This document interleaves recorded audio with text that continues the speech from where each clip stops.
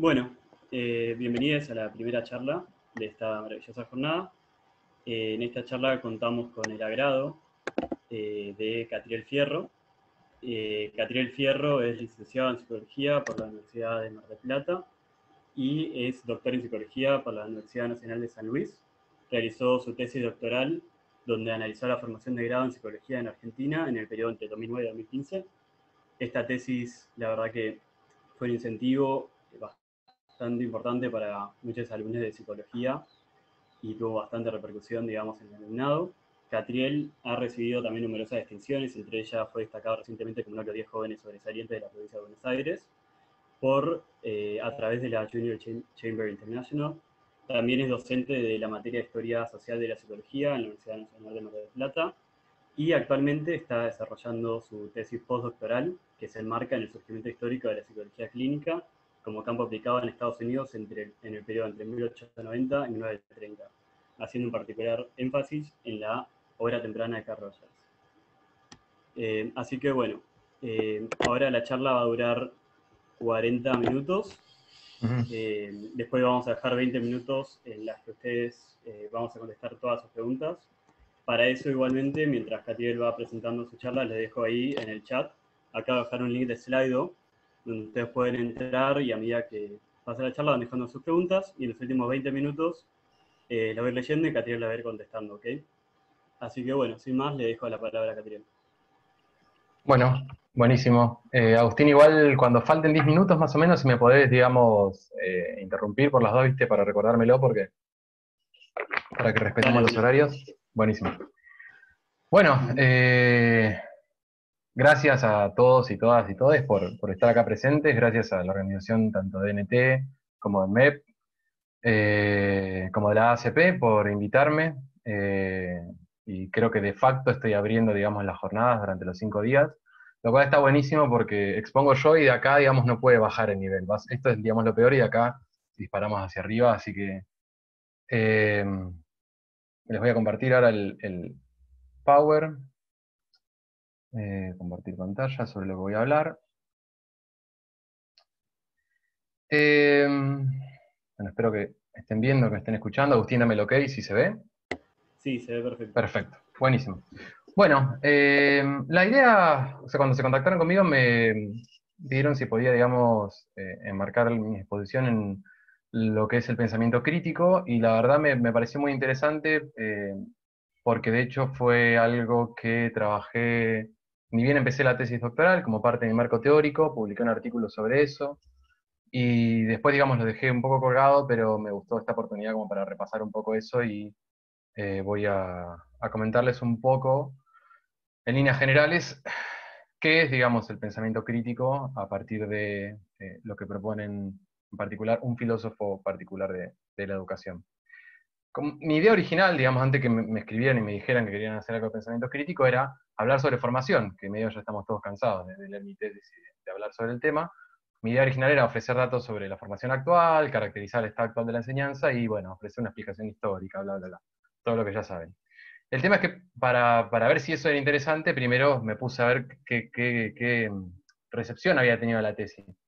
Y bueno, fue interesante, digamos, leer algunas cosas como...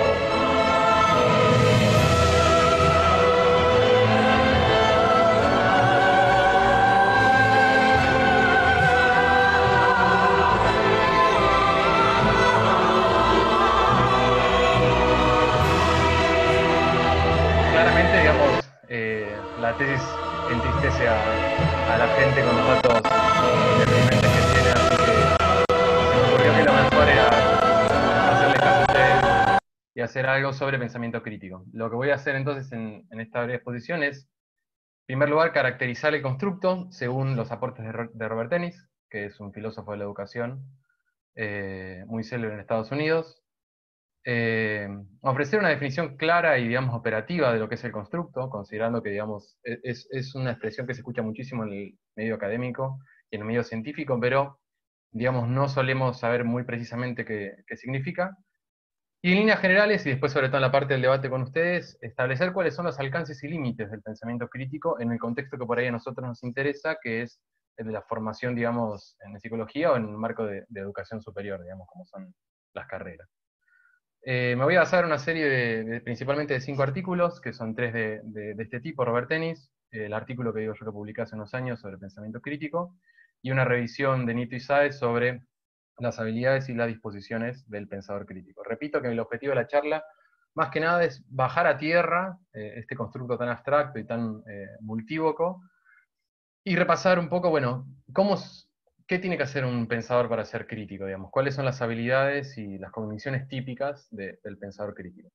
Ahora bien, ¿por qué una perspectiva filosófica, como dice el título?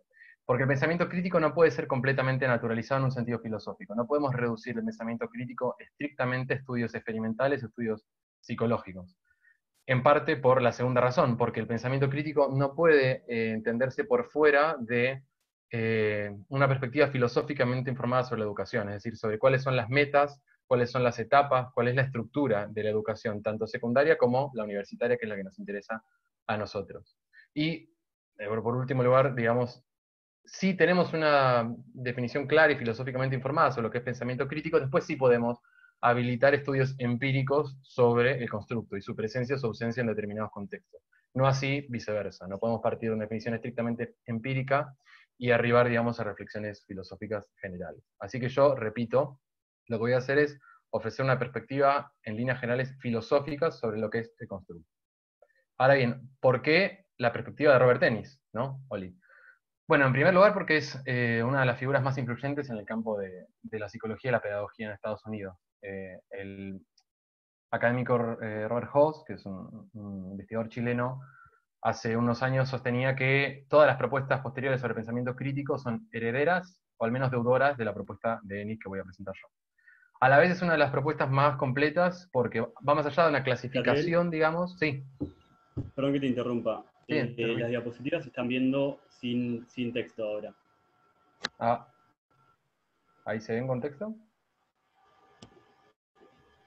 No. A ver, pero la sacamos entonces de pantalla completa. Ahí se ve.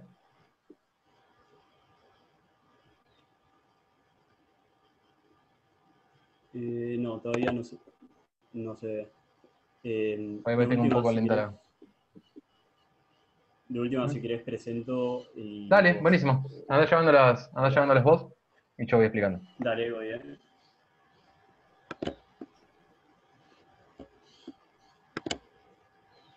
En algunos años no seremos dependientes de la tecnología y podremos transmitir la información vía ondas cerebrales, pero nos toca esto.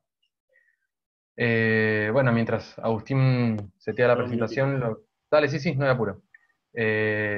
Lo que, digamos, venía comentando es que si bien hay muchos autores que han trabajado qué es pensamiento crítico desde la filosofía, desde la educación y desde la psicología, la perspectiva de Ennis es una de las perspectivas que ha sido más citada, más discutida y que básicamente es una de las raíces de cualquier discusión contemporánea sobre el constructo. Se lo cita constantemente, la sigue trabajando hasta la actualidad, de hecho, la última publicación fue hace un par de años, o sea que es desde los años 60 que comenzó a proponer esta definición particular que tiene, viene revisándola, por lo que digamos no es una propuesta ni obsoleta ni eh, extraída forzosamente, es una propuesta, digamos, de un colega. La definición que vamos a manejar Bueno, en la exposición, sí, Agustín, ahí va. ¿tenés? Ahora,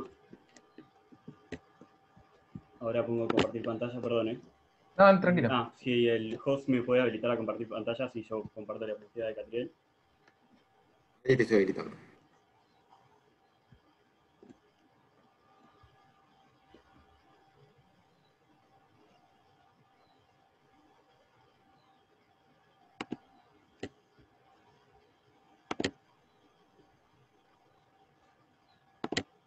Ahí va, ¿eh?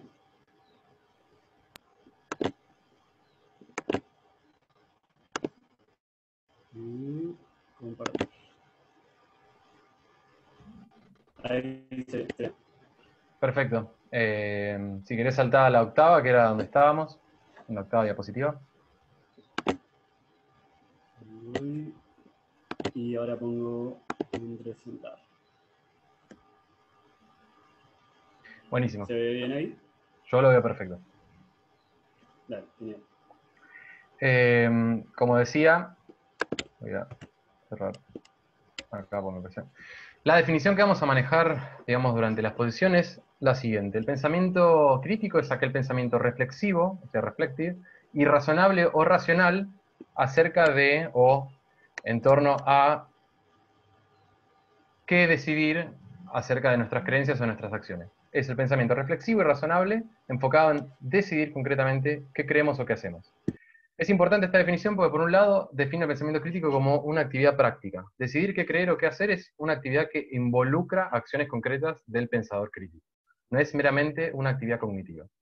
A la vez, la definición enfatiza las creencias o las convicciones y también las conductas o las acciones. No simplemente es reflexionar acerca de ideas, sino también reflexionar acerca de posibles cursos de acción futura. Y, en definitiva, digamos, es todo, digamos, el bagaje de acciones, disposiciones y habilidades que están detrás de la toma de decisiones inteligentes que realizamos en diversos contextos.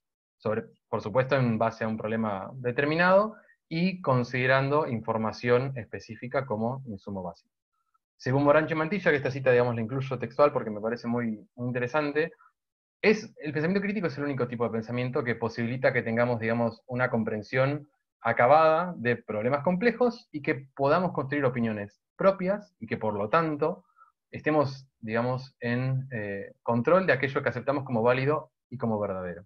Y acá voy a hacer una primera salvedad, que es que el pensamiento crítico, contrario a lo que por ahí a veces se piensa a priori, no sirve como una brújula epistemológica, no sirve tanto como para encontrar o hallar la verdad, que es en el ámbito, digamos, de la ciencia, un problema epistemológico y metodológico que requiere investigaciones y diseños específicos y demás, sino que, por el contrario, lo que habilita el pensamiento crítico es determinar qué aceptamos como válido y como verdadero.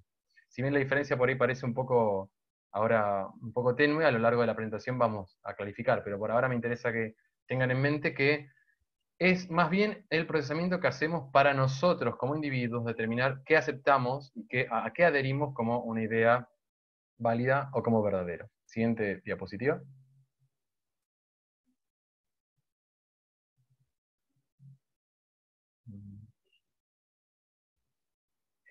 Este, digamos, esquema representa el proceso, digamos, en su totalidad. Según Ennis, las bases sobre las que se parte, digamos, siempre va a ser un problema concreto en el que estamos en interacción con otra gente, que es el rectángulo de abajo. Y a partir de la interacción con otros individuos, partimos de información específica y a través de herramientas lógicas de inferencia, como la deducción, la inducción y los juicios de valor, y con una serie de habilidades sobre claridad y con una serie de disposiciones sobre pensamiento crítico, que las vamos a ver ahora, alcanzamos una decisión acerca de nuestras creencias o nuestras acciones. Próxima diapositiva.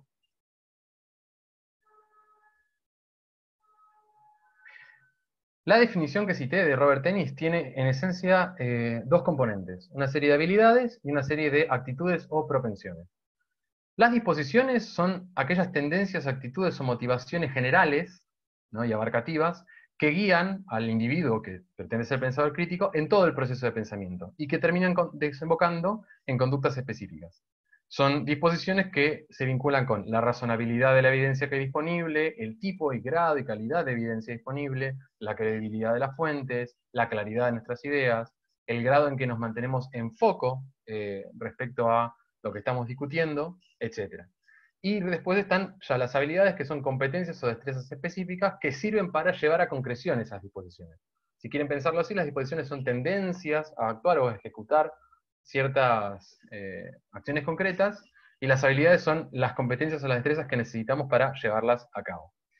Es importante, y esto es otra salvedad sobre la que voy a volver hacia el final, que se es crítico o no en función de nuestra habilidad, frecuencia y contexto en que ponemos en práctica estas habilidades, y no en función de adherir a cierta idea o creencia específica. Somos críticos si ejercemos disposiciones y habilidades críticas, no si adherimos a una idea concreta. Siguiente diapositiva.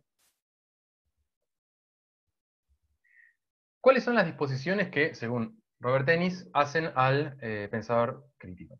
En primer lugar, la claridad. Hay que ser claro, claro y más claro, clarito. Hay que buscar siempre una definición lo más clara posible de la tesis o de la pregunta o de la cuestión que estemos intentando delimitar. La complejidad, la pomposidad vacía, las frases complejas pero vacuas, no son partes de un pensador crítico. Por otro lado, el pensador crítico se caracteriza por buscar razones. Es aquel que indaga, supone y considera todas las razones disponibles en el contexto de que se trate en ese momento específico. La justificación en términos del recurso a la autoridad o de la tradición no son propias, digamos, de un pensador crítico. Tenemos que poder sondear cuáles son nuestras justificaciones y cuáles son las justificaciones de nuestros interlocutores.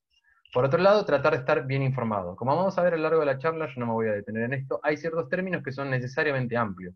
Podemos pensar qué es estar bien informado. Ya vamos a ir viendo a lo largo de la presentación cómo juzga Ennis la calidad de la información, pero a grandes rasgos podemos decir que el pensador crítico es quien se esfuerza o quien se compromete por estar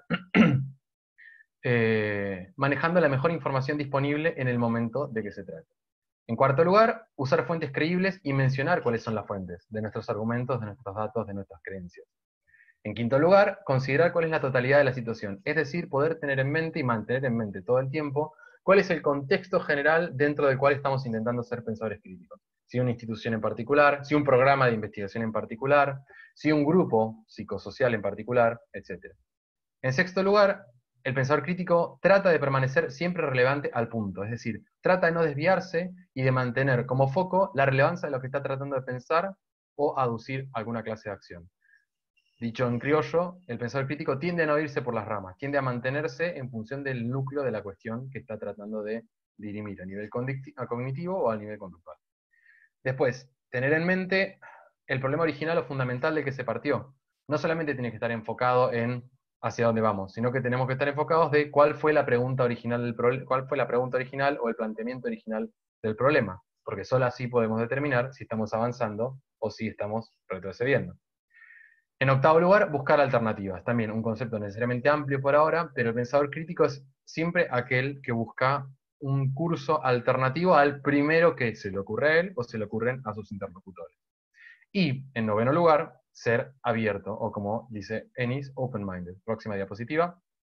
Me voy a detener un poco en la cuestión de ser abierto porque es también muy común escuchar en nuestro medio que hay que tener la mente abierta y hay que, digamos, hacer lugar a todas las opiniones y bla, bla, y si bien a priori es una propuesta interesante, a veces uno abre tanto la cabeza que se nos cae el cerebro.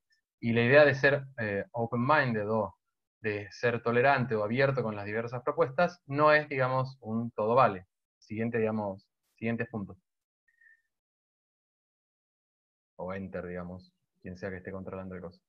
Ser abierto es considerar seriamente otros puntos de vista más allá de los puntos de vista propios, lo que Robert Ennis llama pensamiento dialógico. Próxima. Otro de los puntos centrales de ser abierto de mente, que no significa, repito, todo vale, es que el pensador crítico es aquel capaz de razonar a partir de las premisas con las que no acuerda, es decir, con las que desacuerda, sin que ese desacuerdo interfiera con la calidad del razonamiento, lo que usualmente se llama pensamiento suposicional o abogado del diablo. Próxima.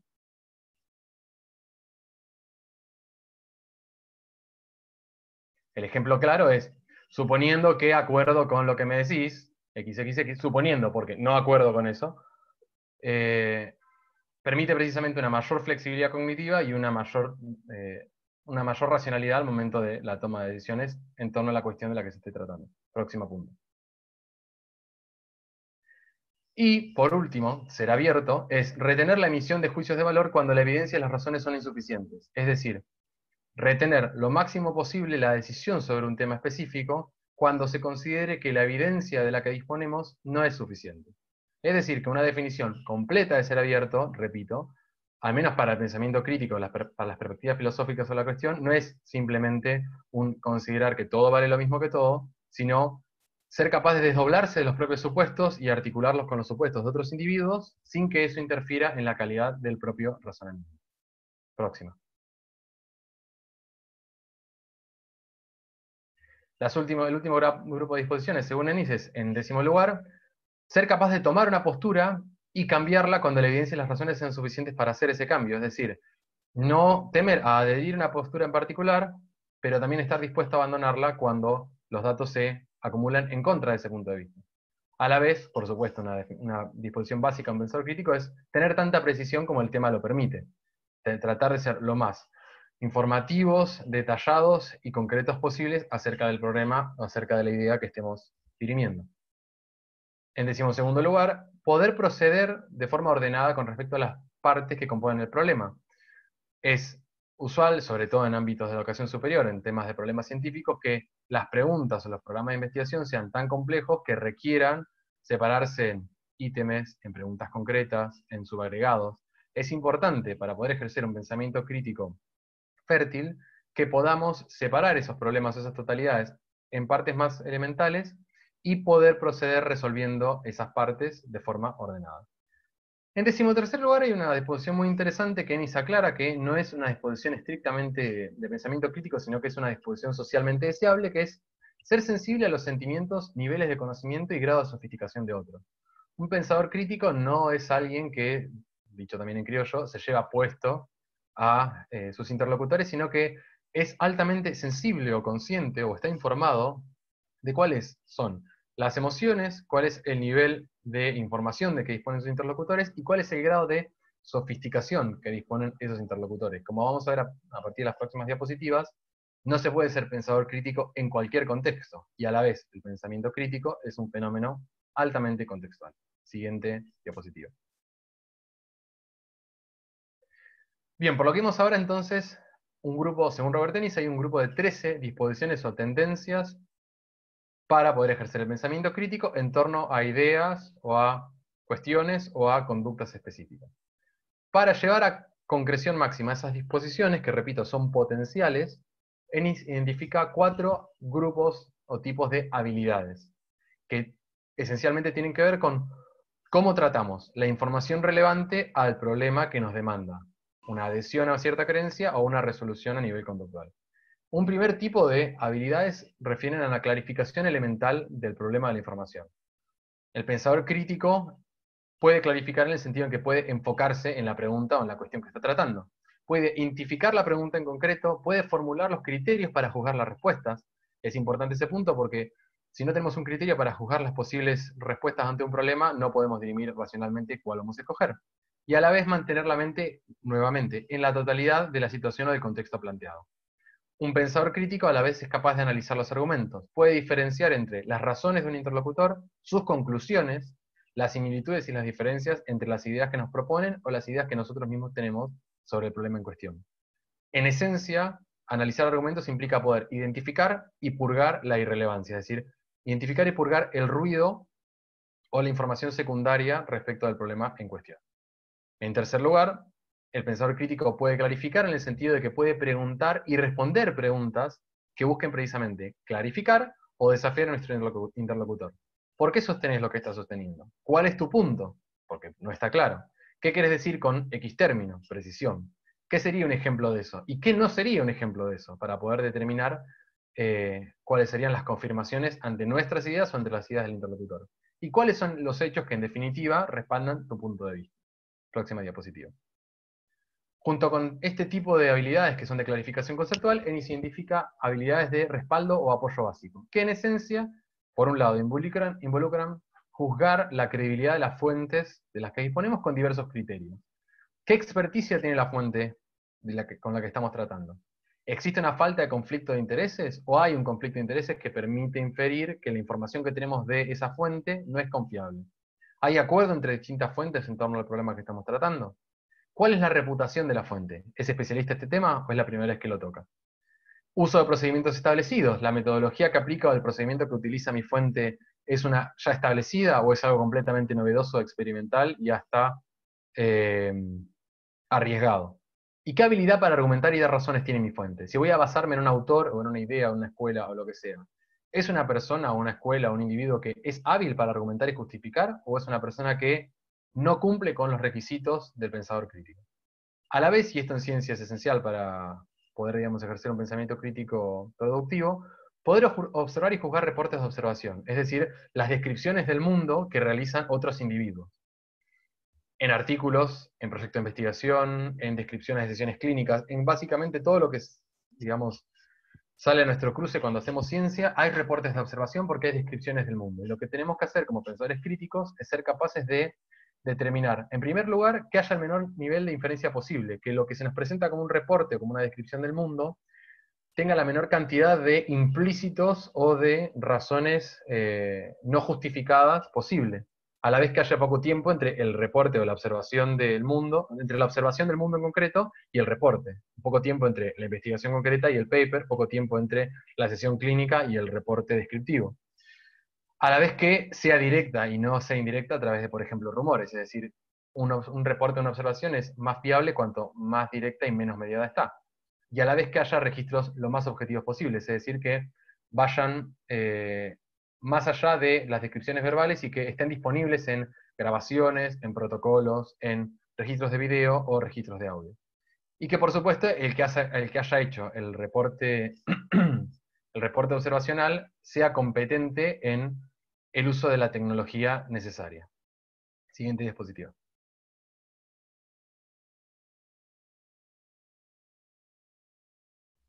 Siguiente diapositiva. Bueno, hay algunas personas que no están contentas. Siguiente diapositiva. Un tercer tipo de habilidades que menciona Robert Tennis, que son típicas del pensador crítico, son habilidades de inferencia. Es decir, un pensador crítico no puede obviar los procedimientos básicos de lógica. Un pensador crítico tiene, en primer lugar, que poder deducir y a la vez juzgar deducciones de sus interlocutores. Tiene que saber algo básico de lógica de clases, de lógica condicional y de interpretación de enunciados básicos. Es decir, ¿qué implica cuando mi interlocutor o cuando yo recurro a expresiones como algo es cierto sí y solo sí, otro requisito, algo es cierto a menos que, otro requisito, etc. Junto a las deducciones están las inducciones. Un pensador crítico es capaz de inducir y a la vez de juzgar inducciones. Como todos sabemos, un rasgo básico de las inducciones es que nos permiten realizar generalizaciones. Para poder ser críticos en torno a las inducciones, tenemos que poder juzgar la representatividad de los datos que están en la base de las inducciones, cuál es la muestra en la que se basan, poder juzgar los soportes gráficos y tabulares de los argumentos nuestros y de nuestros interlocutores.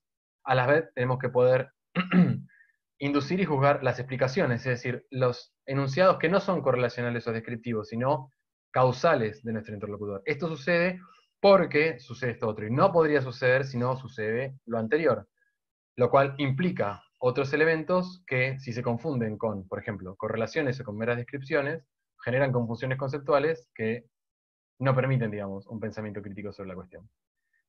En líneas generales, el pensador crítico puede inducir y juzgar. Me aparecen preguntitas que molestan. Voy a correrlo para acá. En líneas generales, el pensador crítico es capaz, digamos, de inducir y juzgar proyectos de investigación, digamos, concretos, poder plantear y diseñar experimentos, poder buscar evidencias concretas sobre esos proyectos, y también, esto es central, poder inducir y juzgar inducciones sobre criterios, es decir, que tenemos que ser capaces de revisar, de mejorar y de desechar cuáles son los enunciados que le otorgan valor a los otros enunciados que manejamos. Es decir, tenemos que poder revisar nuestros criterios, nuestros conjuntos de afirmaciones que dan valor a ciertas ideas y le quitan valor a otras, o que determinan que algo sea verdad y que algo o otro, digamos, elemento sea falso en un contexto determinado. Por último, forma parte de las habilidades de inferencia el poder hacer y juzgar los juicios de valor. ¿Cuáles son los hechos de fondo detrás de un juicio de valor de nuestro o de un interlocutor? ¿Cuáles son las consecuencias de un juicio de valor en concreto? Y si hay un equilibrio entre los hechos objetivos que se plantean detrás de una idea, de una creencia o de una acción, y los juicios de valores que tienden a ser más personales y más individuales. Próxima diapositiva. Por último, un último, valga la redundancia, tipo de habilidad está vinculado con la clarificación avanzada. Tenemos como pensadores críticos que poder ser relativamente habilidosos en definir términos y juzgar definiciones. Esencial esto en una actividad científica en la que vivimos manejando definiciones. Tenemos que poder evaluar tanto la forma de nuestras definiciones, es decir, cuál es el rango empírico de la definición y qué cosas incluye y qué no, cuál es la operacionalización de esa definición, es decir, cuáles son los procedimientos necesarios para medir las consecuencias de esa definición, y a la vez tenemos que poder considerar cuáles son las definiciones previas en las que nos basamos, cuáles son los significados de esas definiciones previas, y cuál es el contexto de la definición que estamos proponiendo nosotros, o que nuevamente nos está proponiendo un interlocutor. Por último, fundamental para un ejercicio de pensamiento crítico, según Robert Ennis, es poder identificar los implícitos. Como argumentadores, nunca, digamos, por cuestiones, digamos, de espacio y de tiempo, no estamos explicitando la totalidad de nuestras razones, estamos filtrando la información. Pero al momento de evaluar con un plus de criticidad ciertos argumentos o ciertas ideas, tenemos que poder identificar cuáles son las razones que no están explicitadas por ninguno de los actores, seamos nosotros o sean los demás. Es decir, aquellas ideas que son los requisitos o que son condiciones necesarias para poder sostener lo que se está sosteniendo, pero que están implícitas y que por lo tanto no están siendo expuestas y no están abiertas a discusión. Próxima diapositiva. Bueno, no eran 4 tipos de habilidades, eran 5. Una quinta que Ennis la agrega hace, digamos, unos 5 o 6 años son, digamos, un grupo de habilidades más generales y más transversales que tienen que ver con estrategias y tácticas tanto de definición como de argumentación y de acción en torno a la situación de que se trate. En primer lugar, poder decidir cómo proceder ante un problema. Cuando se nos presenta un problema específico, cognitivo o que requiere una acción conductual en particular, poder hacer una planificación previa, poder definir cuál es el problema de forma rápida, elegir cuáles son los criterios con los que lo vamos a evaluar, formular soluciones alternativas, evaluar cuáles son esas soluciones para decidir tentativamente cómo proceder, y revisar y monitorear la elección y la implementación de esa respuesta. Como se imaginarán, esta serie de habilidades y disposiciones son tan complejas y son una cantidad tan grande que para poder, digamos, manejarnos en la vida y tomar decisiones, no estamos haciendo todo el tiempo. Por eso, Ennis lo que agrega hace unos años es que tenemos que poder hacer como una planificación general previa ante el problema en concreto, antes de comenzar a ejecutar de forma sistemática todas las habilidades y disposiciones que vengo nombrando hasta este momento. Otro tipo de habilidades que forman parte de las estratégicas y las tácticas de definición Perdón, son... Sí, 10 minutos. te aviso que contamos con 10 minutos más. Dale, buenísimo. Otro tipo de estrategias que tienen que ver con definición, argumentación y diálogo es cómo saber interactuar con otros, poder emplear y detectar falacias no formales que son típicas de nuestro pensamiento y nuestro aparato cognitivo. Poder detectarlas a tiempo y poder utilizarlas y limitar su utilización para que no vulneren la validez de nuestras conclusiones.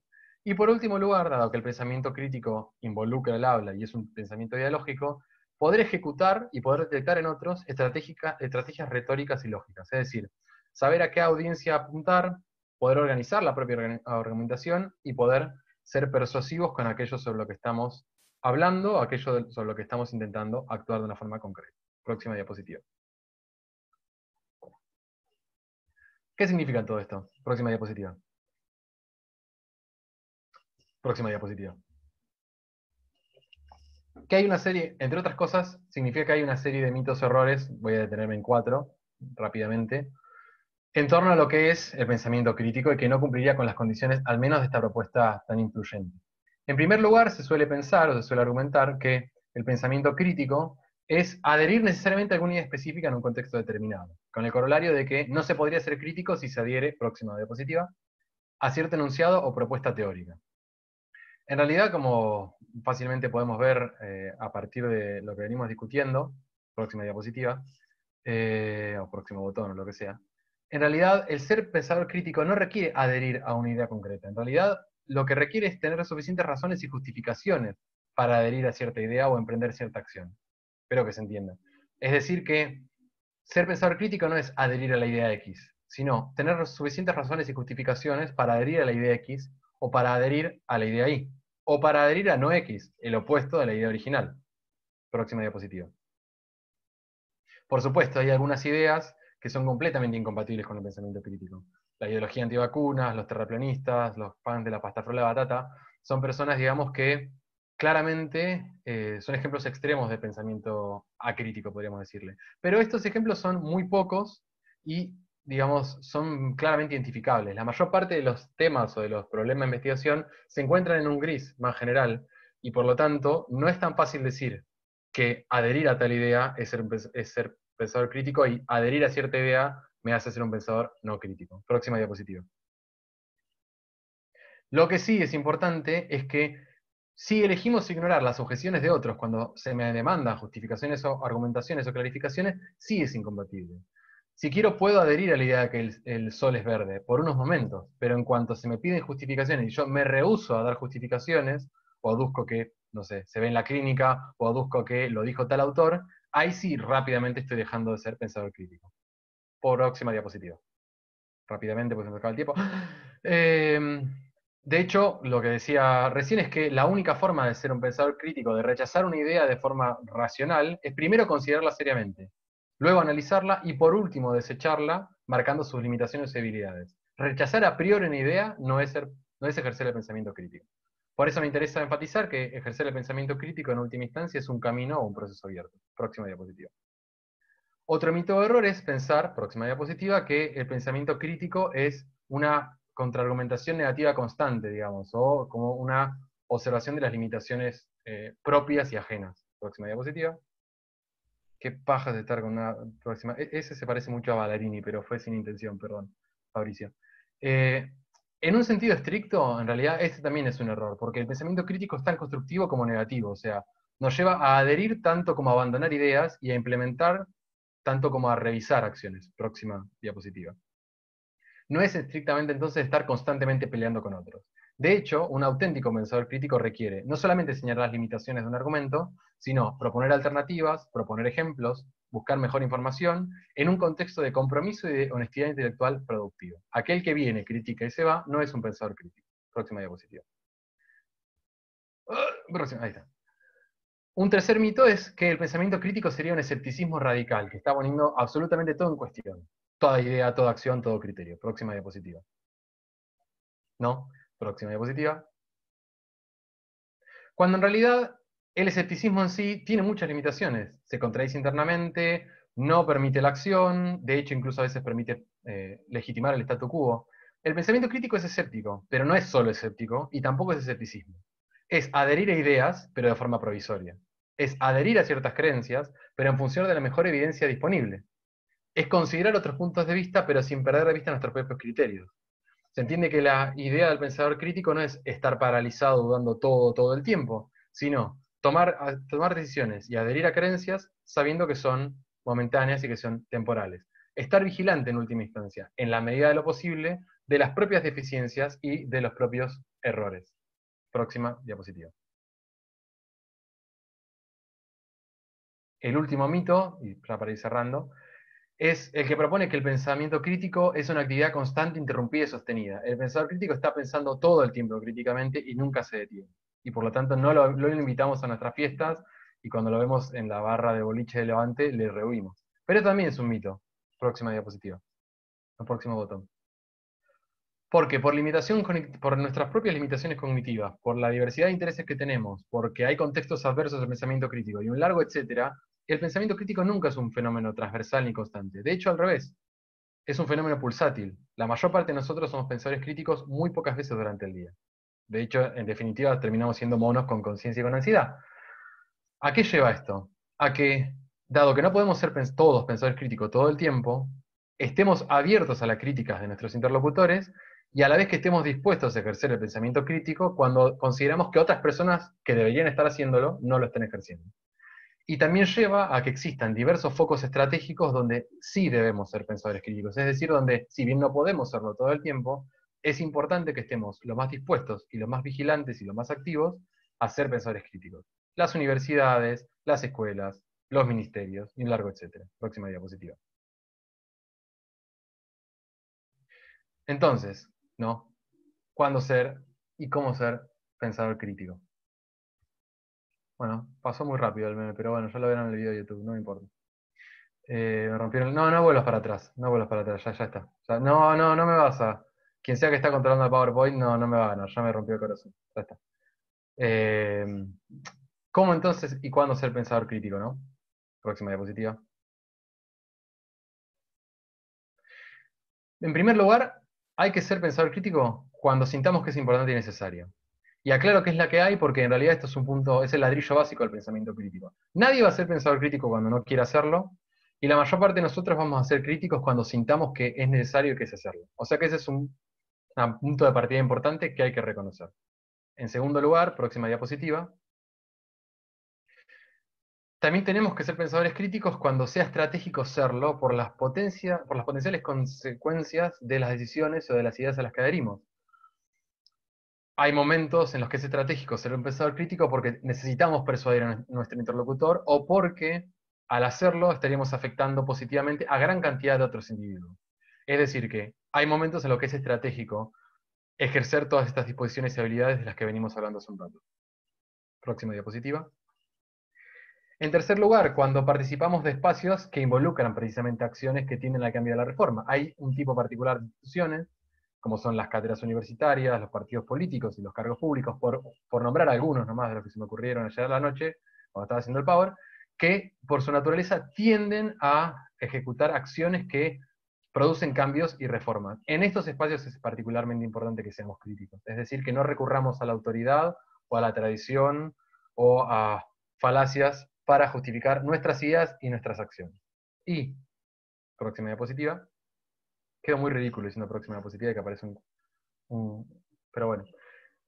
Y en último lugar, que cuando estamos expuestos a una audiencia numerosa y significativa, es decir, cuando estamos en lugares altamente visibles, como medios de comunicación o redes sociales, y nuestras afirmaciones son consumidas de forma masiva por un público amplio, ese es un espacio particularmente que necesita un pensamiento que no esté ligado a la tradición, que no esté ligado a la falacia, y que esté consciente de sus propias limitaciones. Cuanto más numerosa y significativa la audiencia, mayores son las potenciales consecuencias de nuestras ideas. Por lo tanto, mayor tiene que ser nuestra vigilancia y mayor tiene que ser nuestra criticidad. Próxima diapositiva. ¿Cuáles son las 5 conclusiones breves que quiero, digamos, dejar a toda alma que esté viendo esto? En primer lugar, que no podemos ser todos críticos todo el tiempo, pero eso es normal y está bien, digamos. Hace, digamos, a las limitaciones que tenemos todos como individuos y a las limitaciones propias del aparato cognitivo.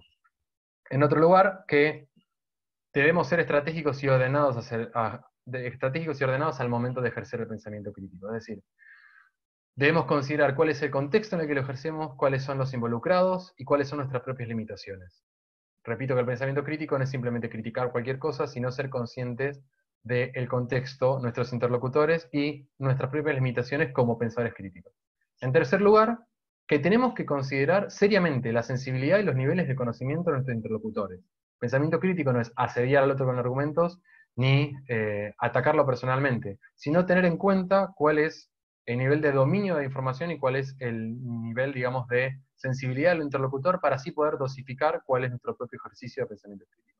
Y por último, para restarle tanta carga y tanta demanda al pensador crítico ideal, aceptar que algunas personas van a preferir siempre otro estilo de pensamiento y que nosotros como pensadores críticos no podemos hacer nada al respecto. El momento en el que un pensador crítico intenta imponerle su pensamiento a otra persona, precisamente pasa a ser su contrario. Un pensamiento dogmático, un pensamiento falaz y un pensamiento altamente agresivo.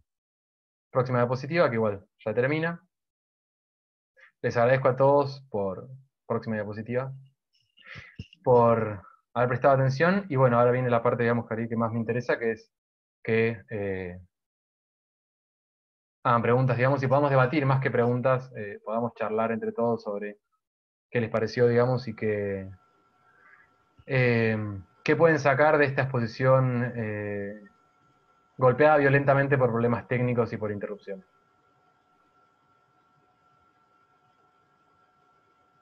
Bueno, Catriel, muchísimas gracias por la presentación. Yo estaba pasando las diapositivas, pero por pasar el meme rápido. ¿Fuiste vos? Sí. Fuiste vos. Buenísimo, Agustín, dale. Así quedamos. Así que acá tengo una serie de preguntas que fueron dejando en la charla. Sí. Había una pregunta que dice, concretamente, ¿cómo podemos formar pensamiento crítico en la Facultad de Psicología en Argentina? Bueno, voy a tratar de ser lo más breve posible. Fue, digamos, la pregunta que a mí me llevó a trabajar este tema.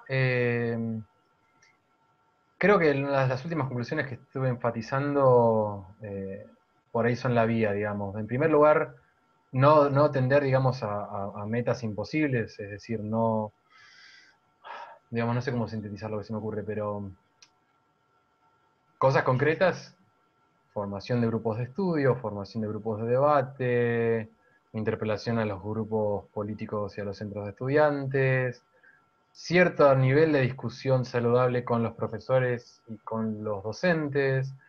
A mí me parece que el acto mínimo de pensamiento crítico en las facultades poder levantar un poco la voz y preguntar cuál es la evidencia que usted tiene para sostener lo que está sosteniendo. O dicho de una forma más rara, ¿por qué usted pretende que nosotros adhiramos a lo que nos está, digamos, eh, nos está diciendo? ¿Por qué, qué respaldo tiene para sostener tal idea? Si bien esto cae dentro del último que decía, que no es posible hacerlo todo el tiempo, menos en las aulas, menos siendo estudiante y bla, bla, bla, sí es interesante hacerlo de vez en cuando para ejercitar estas habilidades y para al menos uno entrar al menos en el traje de lo que es cuestionar, buscar evidencia, replantear los propios, digamos, las propias limitaciones.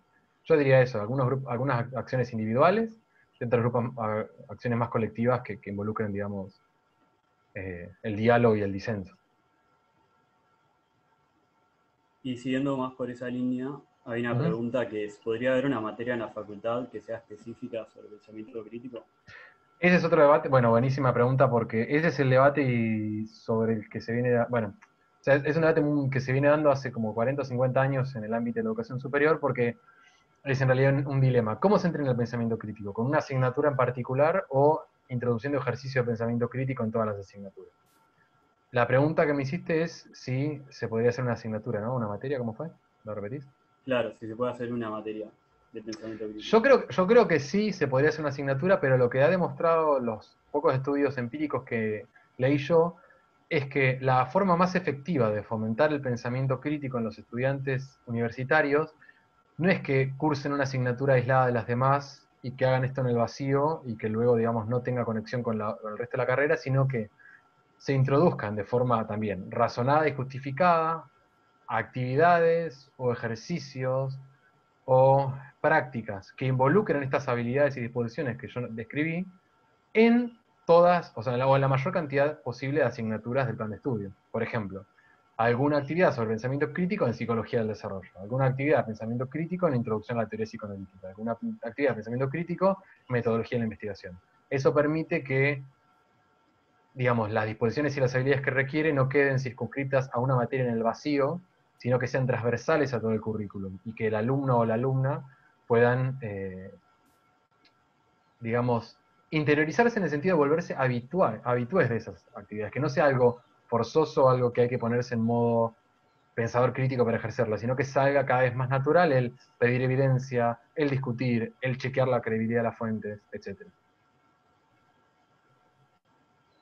Perfecto, ahí hay otra pregunta que quiere saber si el pensamiento crítico sería más un proceso que requiere determinadas habilidades. Es decir, ¿está supuesto a entrenarse?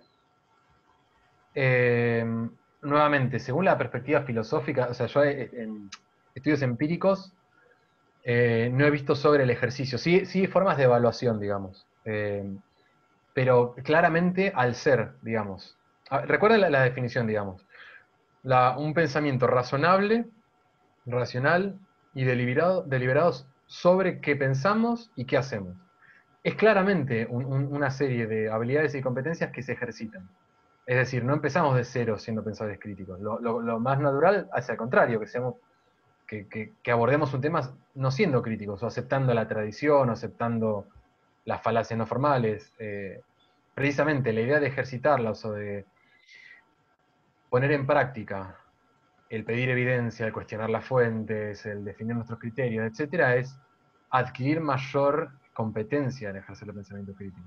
O sea, claramente es algo que se entrena.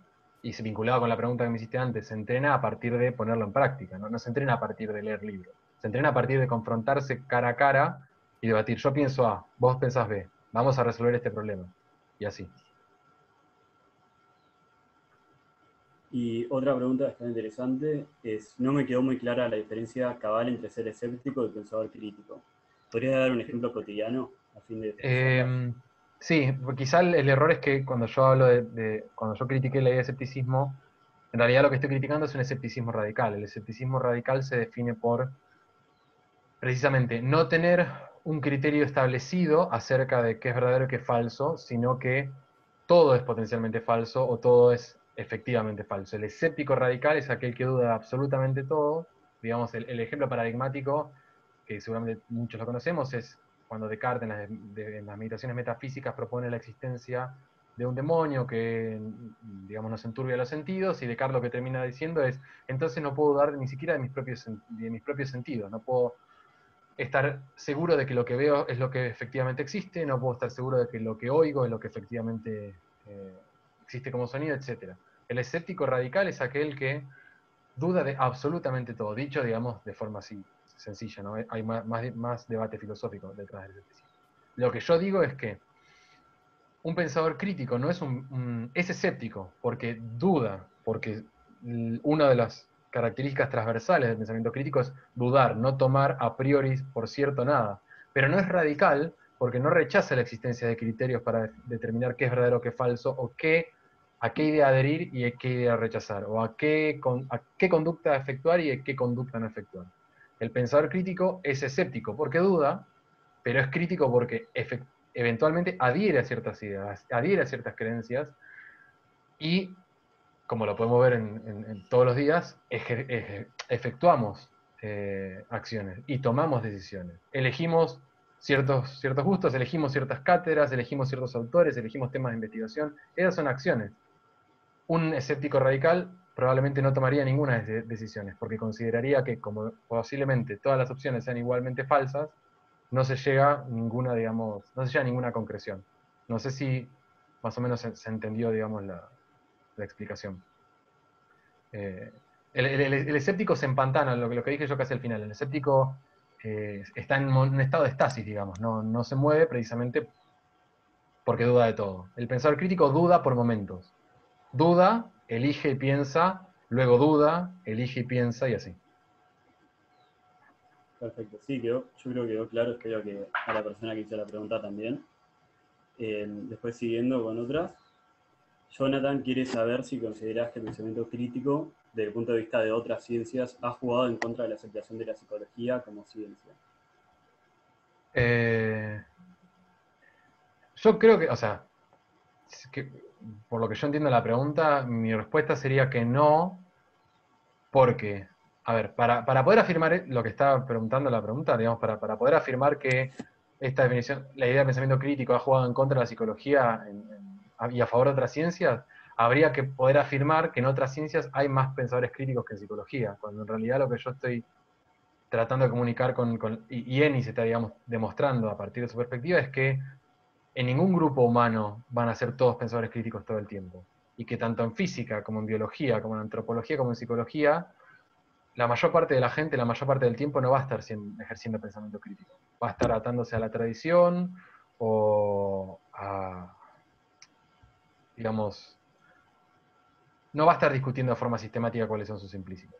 No, yo no creo, digamos, que haya una ciencia con más pensadores críticos que otra.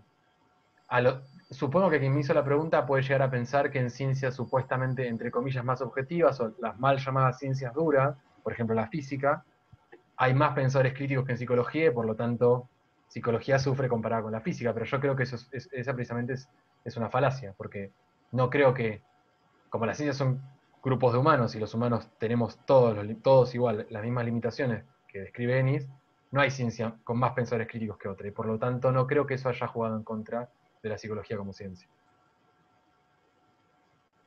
Pero es mi Perfecto. opinión. No, Y, en esto no tengo sí, datos, digamos, empíricos.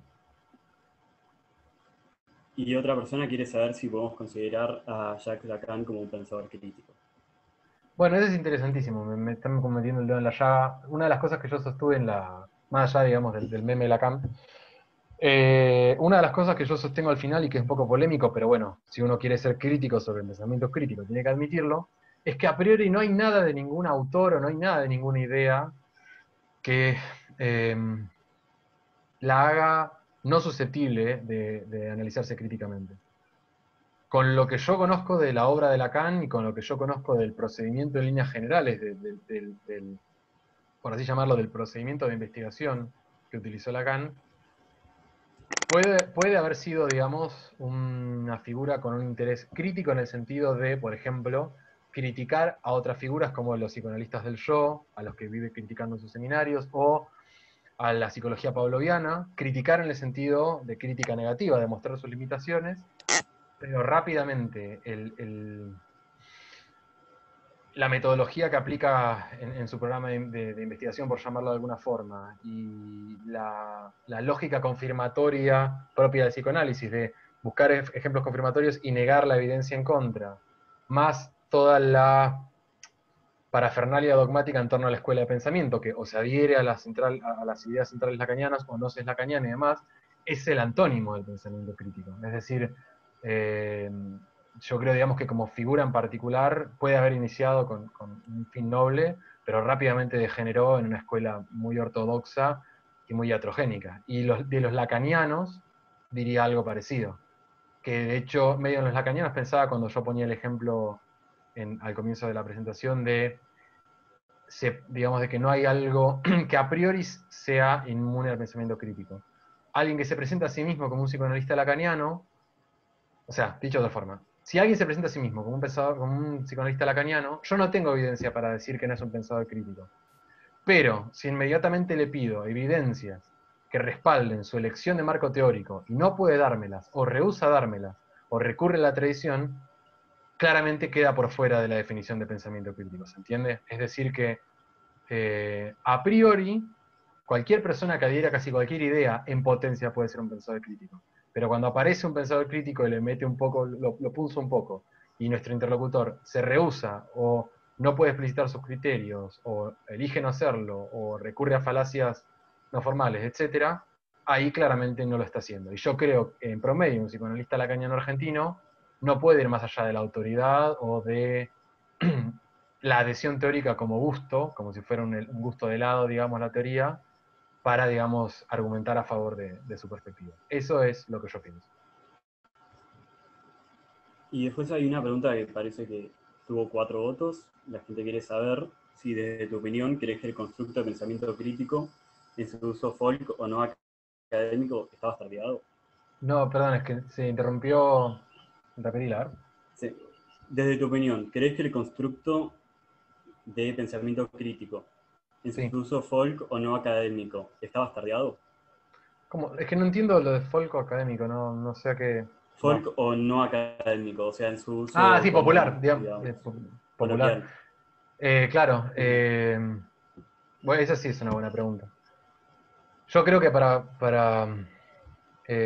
poder responderte esa pregunta tendría precisamente que consultar estudios empíricos que, digamos, determinen cuál es la prevalencia, digamos, de pensadores críticos en determinados grupos o determinadas sociedades, para ver si la forma, digamos, por defecto de abordar los problemas que tenemos los seres humanos como seres, con seres, digamos, conscientes y con aparato cognitivo, tiende a ser crítico o no. Yo lo que conozco, digamos, extremadamente poco, y, digamos, por fuentes muy secundarias, o sea, lo que tengo entendido es que nuestro aparato cognitivo está formateado para la vía contraria, o sea, tendemos a percibir en dicotomías, tendemos a simplificar la información que percibimos, tendemos a agruparnos según nuestros grupos y a agruparnos según nuestros gustos y excluir a aquellos que son diferentes, al menos de forma, digamos, eh, a priori.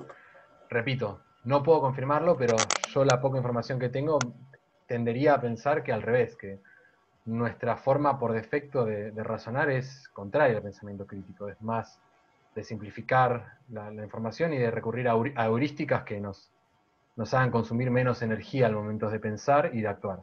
Por eso quizás es que el pensamiento crítico, nada, además de que está constantemente ejerciéndose y mejorándose y refinándose, por ahí también por eso es que en algunos contextos choca mucho o es difícil, digamos, implementarlo, o es resistido, ¿se entiende? Eso sería evidencia que marca que no es un modo tan por defecto, tan folk, digamos, de la cognición humana. Bueno, hacemos un par de preguntas más porque ya 4 y Dale, 10 sí, arranca la siguiente charla. buenísimo. y ya ahí salimos, pero otra pregunta es, ¿cómo se puede relacionar el pensamiento crítico o su falencia con distintos sesgos cognitivos, tal como el efecto Dunning-Kruger? Claro. Bueno, Ennis no lo incluye, pero cuando habla del quinto grupo de habilidades estratégicas de habilidades, estrategias de argumentación y de definición, cuando menciona las falacias formales, yo creo que ahí pegado deberían incluirse las falacias, los sesgos cognitivos. Se vincula con lo que respondí la pregunta anterior. A ver, los sesgos cognitivos son, por lo que yo tengo entendido, que repito, no soy especialista en el tema, son inherentes a el cableado que tenemos a nivel nervioso, incluso a la estructuración cognitiva que tenemos como seres conscientes. Por lo tanto, son estructurales e incluso son inevitables la mayor parte del tiempo. O sea que traemos parte del cartucho ya formateado hacia el lado contrario del pensamiento crítico. No, lo que no quita, y esta es la otra parte, que podamos identificarlas, señalarlas e intentar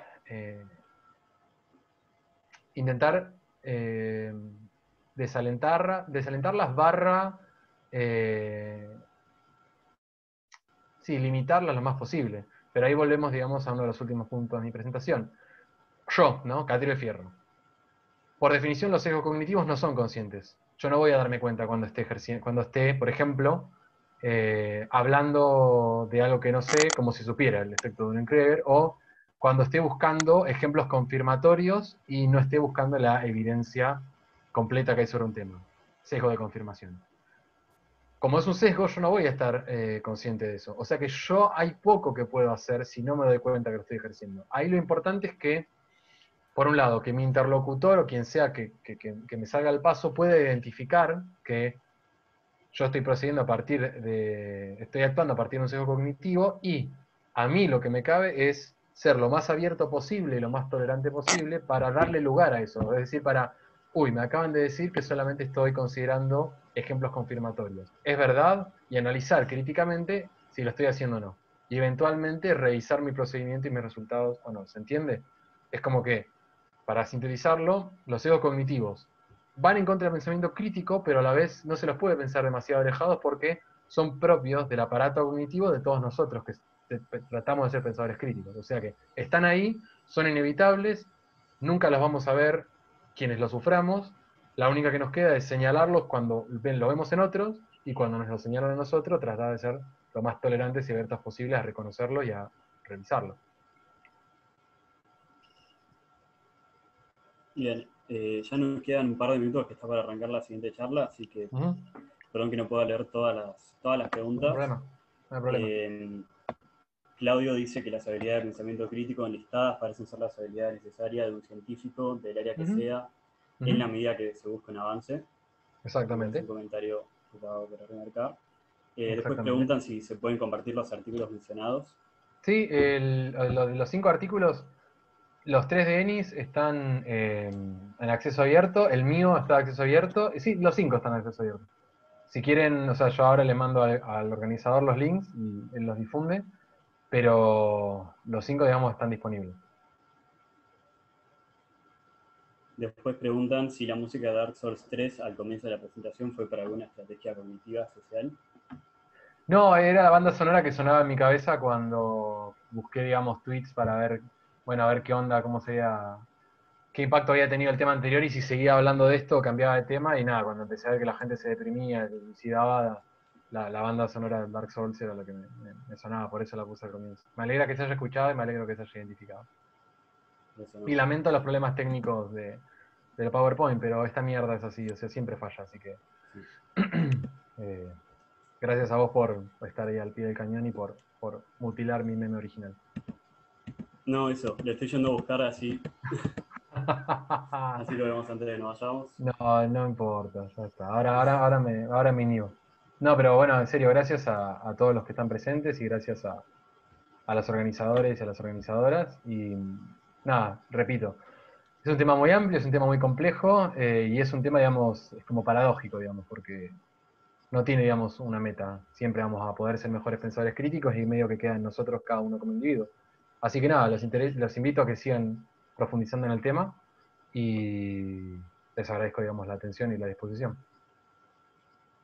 Bueno, muchas gracias, Catriel, por estar hoy acá con nosotros hablando sobre pensamiento crítico.